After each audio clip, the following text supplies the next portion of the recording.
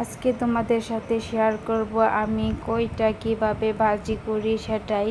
এটাকে আমাদের আঞ্চলিক ভাষায় কইটাই বলা হয়।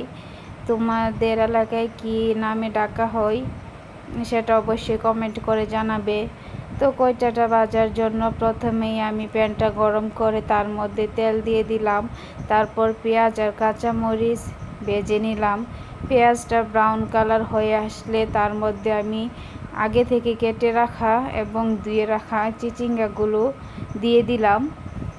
এই তো দিয়ে লবণ দিয়ে এটাকে ভালোভাবে মিশিয়ে নেব। মিশিয়ে নেওয়ার পর এখন আমি ঢাকনা দিয়ে ঢেকে দেব। এটার মধ্যে আর কোনো কিছুই দিতে হবে না।